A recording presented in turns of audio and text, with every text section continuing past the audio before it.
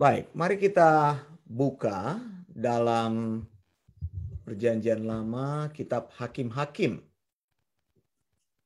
Hakim-Hakim pasal yang pertama. Hari ini kita akan belajar dari Perjanjian Lama. Pelajaran-pelajaran dalam kitab Hakim-Hakim ini adalah pelajaran yang sangat aktual bagi kita yang hidup di masa kini. Hakim-Hakim pasal 1 ayat 1 ya. Saya akan baca beberapa ayat meloncat-loncat, kita lihat kebenaran-kebenaran apa yang firman Tuhan beritahukan. Sesudah Yosua mati, orang Israel bertanya kepada Tuhan, "Siapakah daripada kami yang harus maju lebih dahulu?" Ulangi, "Siapakah daripada kami yang harus lebih dahulu maju menghadapi orang Kanaan untuk berperang melawan mereka?" Firman Tuhan, "Suku Yehudalah yang harus maju. Sesungguhnya telah kuserahkan negeri itu ke dalam tangannya." Nah, 2 ayat dulu di sini kita baca.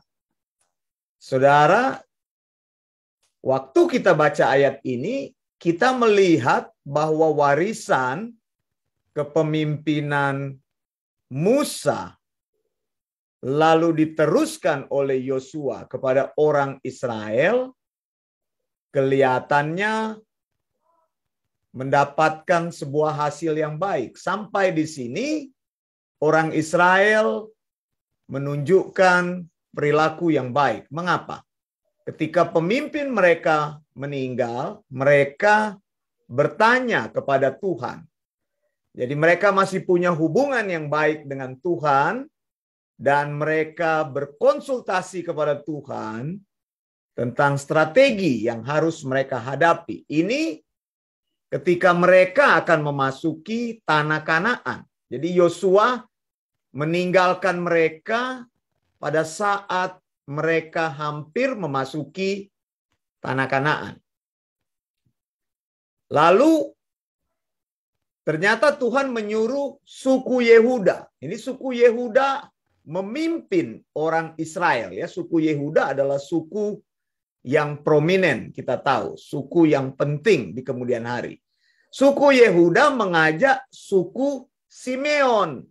Nah, kalau kita baca dari ayat 1 sampai dengan ayat-ayat selanjutnya, kita lihat di sini suku Yehuda dan suku Simeon mendapatkan banyak kemenangan.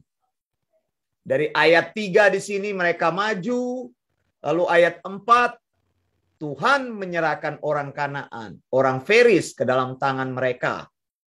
Jadi mereka menang besar di sini.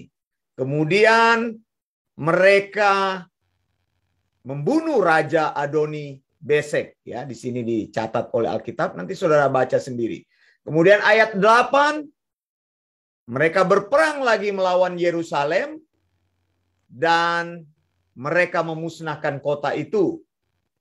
Kemudian maju lagi berperang melawan orang Kanaan yang diam di pegunungan di tanah Negeb, dan mereka mendapat kemenangan lagi. Lalu di Hebron mereka mendapat kemenangan lagi, di Debir mereka mendapat kemenangan lagi. Sudah baca terus sampai di sana. Tetapi saudara lihat di sini, ya. Kemudian ayat 17, 19 dan 17, 18. Ya, tapi ayat 19 ada perubahan ton di sini. Dan Tuhan menyertai suku Yehuda sehingga mereka menduduki pegunungan itu, tetapi mereka tidak dapat menghalau penduduk yang di lembah. Nah, ini catat ini, ya, saudara, ya. Sampai di sini ada sebuah perubahan situasi bahwa suku Yehuda tidak mampu menghalau penduduk yang di lembah karena peralatan militer mereka lebih kuat. Ya, catat ya itu, ya. Jadi di tadi semua penduduk Kanaan dibunuh oleh mereka. Kita akan lihat nanti. Lalu ayat 21 mencatat. Ayat 21. Tetapi orang Yebus, penduduk kota Yerusalem, tidak dihalau.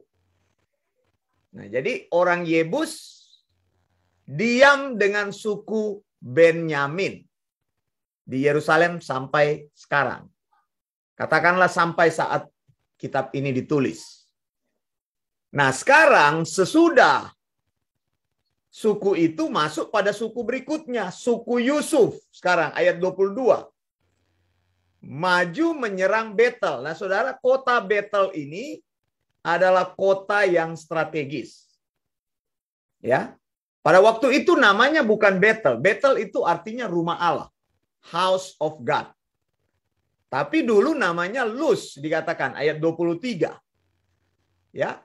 Jadi Yusuf ini ada dua suku kan, Manasye dan Efraim. Lihat ya saudara, tadi saya bilang pertama Yehuda ini mempunyai sebuah situasi di mana mereka tidak mampu menghalau penduduk di lembah. Itu satu tadi ya, karena peralatan militer mereka lebih kuat, katanya begitu kan. Jadi mereka memilih untuk berdamai dengan penduduk itu. Artinya tidak ada penyerangan kepada penduduk itu lagi. Kemudian ayat 21 mencatat orang Yebus tidak dihalau oleh orang Benyamin. Oke, catat itu yang kedua. Sekarang yang berikutnya, suku Yusuf, Manasye dan Efraim menyerang Betel. Tapi ada sesuatu yang terjadi di sini. Lihat ayat 24. Peristiwa penyerangan. Nah, kota Betel ini, sebelumnya saya mau beritahu, kota Betel ini kota strategis. Dari utara dan selatan bertemu, kemudian dari barat dan dari timur bertemu. Kota ini ada di persimpangan sebagai kota perdagangan. Nah, karena kota Betel ini, orang Israel bisa merangsek sampai ke arah utara. Begitu. Sampai hari ini kota ini merupakan kota yang strategis. Jadi sangat strategis kota Betel ini. Makanya kota Betel ini dinamakan sebagai House of God. Ya kan? Kemudian di sini lihat bagaimana caranya mereka menaklukkan kota Betel itu. Nah, saat itu mereka kirim pengintai. Ada orang yang keluar, lalu mereka bilang, bagaimana caranya masuk kota ini? Kalau kamu beritahu, maka kami akan memperlakukan kamu sebagai sahabat. Lalu orang itu beritahu, dan akhirnya mereka bisa memukul kota itu dengan mata pedang. Tapi, lihat, Alkitab mencatat ayat 25. Tetapi orang itu dengan seluruh kaumnya dibiarkan mereka pergi. Orang Israel ini atau dari suku Yusuf ini menepati janjinya. Mereka tidak membinasakan orang yang tadi. Jadi seluruh orang itu dan seluruh keluarganya itu dibebaskan. Lalu orang itu pindah ke negeri Het. Coba lihat di situ ayat 20 berapa? 6 ya. Lalu dia pindah di sana, dia namakan kotanya namanya apa? Ayat 26. Luz. Tadi kita tahu kota Luz itu adalah kota Betel yang sekarang. Nah, orang itu menamai kotanya dengan nama Luz. Saudara lihat di sini, akhirnya orang Israel hidup berdampingan. Karena orang ini dibiarkan hidup, dia adalah orang Kanaan. Jadi orang Israel berdampingan hidup dengan orang Kanaan karena sudah terjadi persahabatan kan dengan mereka. Mereka tidak bisa membunuhnya. Nah, sekarang kita lihat ayat 27. Ini kata-katanya luar biasa, harus dicatat. Suku Manasye tidak menghalau penduduk Bet-Sean. Tidak menghalau. Gitu ya. Ayat 28. Setelah orang Israel menjadi kuat, mereka membuat orang Kanaan itu menjadi orang Rodi, tidak menghalau mereka sama sekali. Lihat, tidak menghalau, ayat 28. Tadi dikatakan tidak menghalau, ayat 28 lagi, tidak menghalau, ayat 29. Suku Efraim tidak menghalau orang Kanaan yang diam di Geser. Kemudian suku Sebulon tidak menghalau, ada kata tidak menghalau. Suku Aser tidak menghalau. Kemudian suku itu diam di tengah-tengah orang Kanaan, penduduk asli. Karena tidak dihalau. Ayat 33. Suku Naftali tidak dihalau. Nah, saudara, tidak menghalau. Jadi di sini dikatakan oleh Alkitab ada beberapa contoh. Mengapa saya tunjukkan ayat-ayat itu penting? Sebab di dalam Ulangan pasal yang ke-7. Lihat, Ulangan pasal yang ke-7. Di sini orang Israel melanggar perintah Tuhan. Lihat. Ulangan pasal yang ke-7. Coba lihat. Apa yang Tuhan beritahukan? Ulangan 7. Lihat ya, ayat 1. Saya share ayat ini. Saya share Ulangan 7 ayat 1. Apabila Tuhan Allahmu telah membawa engkau ke dalam negeri kemana engkau masuk untuk mendudukinya, dan ia telah menghalau banyak bangsa dari depanmu. Ada 7 bangsa itu kan. Ayat 2, dan Tuhan Allah telah menyerahkan mereka kepadamu, sehingga engkau memukul mereka kalah, maka haruslah kamu menumpas mereka. Sama sekali. Jangan disisakan. Itu satu. Kedua, jangan mengadakan perjanjian dengan mereka. Ketiga, jangan engkau mengasihani mereka. Keempat, jangan engkau mengawinkan dengan mereka. Anakmu perempuan jangan berikan kepada mereka. Nah, anakmu laki-laki jangan berikan kepada mereka. Semuanya. Jadi jangan mengawinkan. Nah, saudara lihat di sini, saya mau kasih tahu. Jadi, saudara, sekarang dari sini kita masuk ke dalam, dengan cepat kita masuk ke dalam Hakim-Hakim. Balik lagi ke Hakim-Hakim pasal yang kedua. Lihat, persoalan apa yang terjadi. Saya mau tunjukkan kepada saudara. Ini kitab Hakim-Hakim bagus ini. Kita bisa eksegesis. Lihat ya. Hakim-Hakim pasal 2. Dikatakan. Lihat. Ayat 2. Ini ada pertama ayat 1. Malaikat pergi lalu bicara kepada mereka. Memberitahukan. Kamu kutuntun keluar dari Mesir. Kubawa ke negeri yang kujanjikan. Dengan bersumpah kepada nenek moyangmu. Aku tidak membatalkan perjanjianku, Tuhan bilang. Jangan mengikat perjanjian dengan penduduk negeri ini.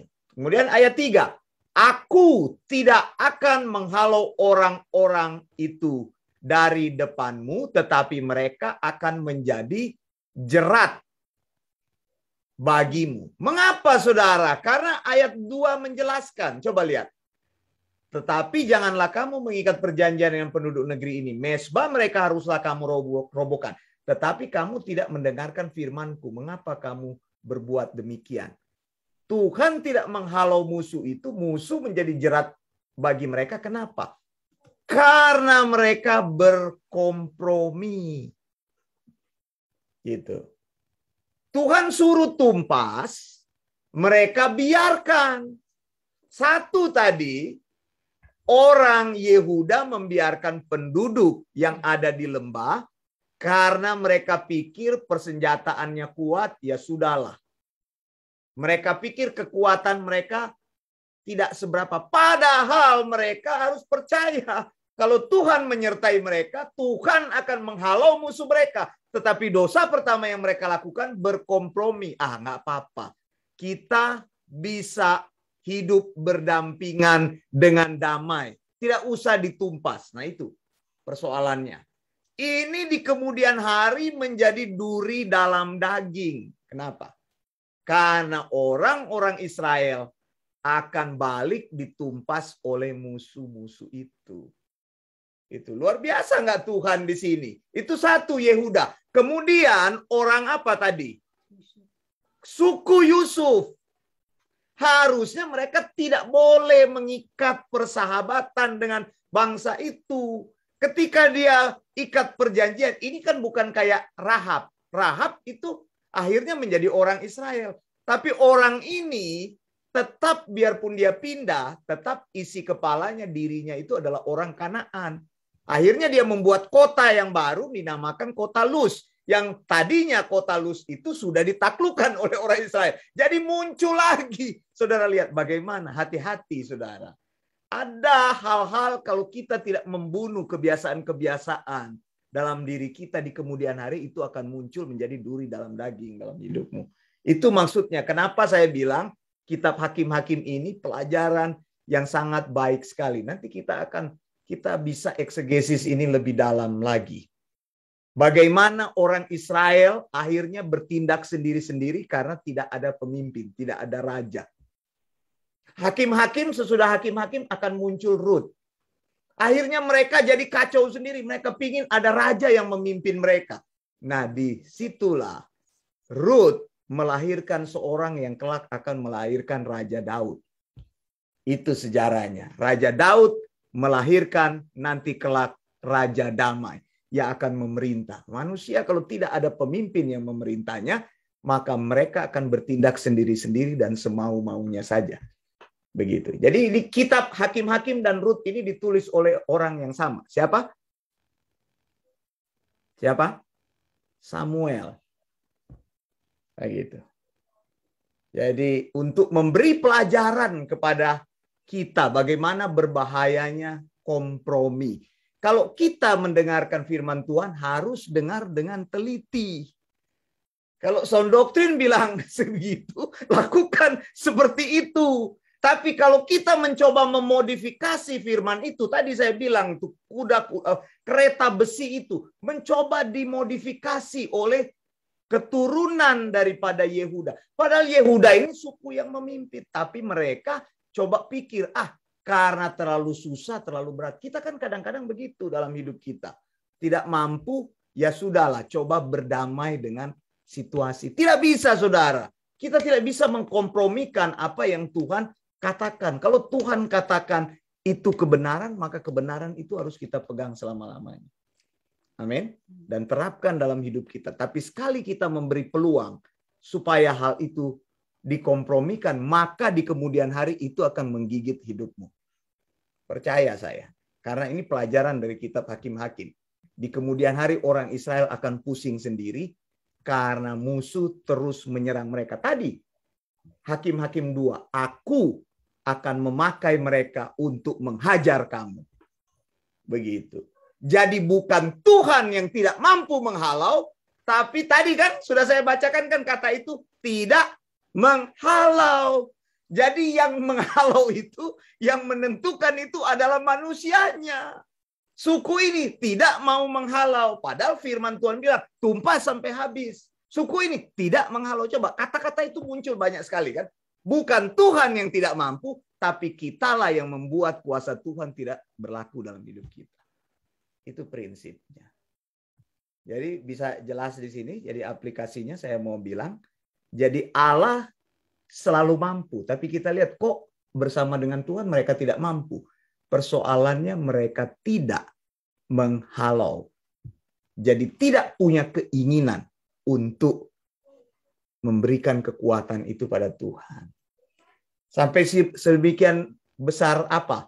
Sampai di mana kekuatan kita untuk memegang sound doktrin? Apakah kita mau melakukannya atau kita berhenti untuk berkompromi? Tuhan terlalu kuat. Saya tidak mampu, lebih baik saya berdamai. Tidak bisa, saudara. Sound doktrin tidak bisa berdamai dengan ajaran-ajaran yang tidak benar. Tidak bisa. Tapi ini membutuhkan kekuatan kita. Mau nggak? Kalau engkau tidak menghalaunya, kemudian hari itu akan menjadi bayang-bayang dalam hidupmu dan akan menyerang engkau di kemudian hari. Percaya saya. Karena ini firman Tuhan sudah katakan. Jadi berani, saudara ya. Berani berpegang pada firman Tuhan dan berani mematahkan apa yang menjadi kesulitan itu. Kita selalu bilang bersama Tuhan saya bisa. Tetapi kenapa kita berhenti ketika ada kereta-kereta besi tadi? Gitu. Akhirnya juga membuat perjanjian damai dengan orang-orang tadi. Makanya ini kitab Hakim-Hakim bagus. Nanti kita akan pelajari. Saya akan tunjukkan. Hakim-Hakim dan Rut bersamaan. Lihat. Akhirnya orang-orang pusing. Semua orang bertindak dengan caranya. Violence terjadi. Karena tidak ada pemimpin. Mereka menantikan raja. Kitab Rut. Tuhan mendengarkan mereka. dengan melahirkan seorang yang nanti akan melahirkan raja. Siapa itu? Isai kan? Isai dilahirkan di kitab Rut itu. Dari Isai lahirlah Daud. Dari Daud lahirlah Yesus. Begitu ceritanya. Jadi hakim-hakim dan Rut itu. Ceritanya kenapa dia bersama-sama itu. Sejarah yang luar biasa. Amin. Saya serahkan kepada hambanya, Pastor Marcella. Silakan.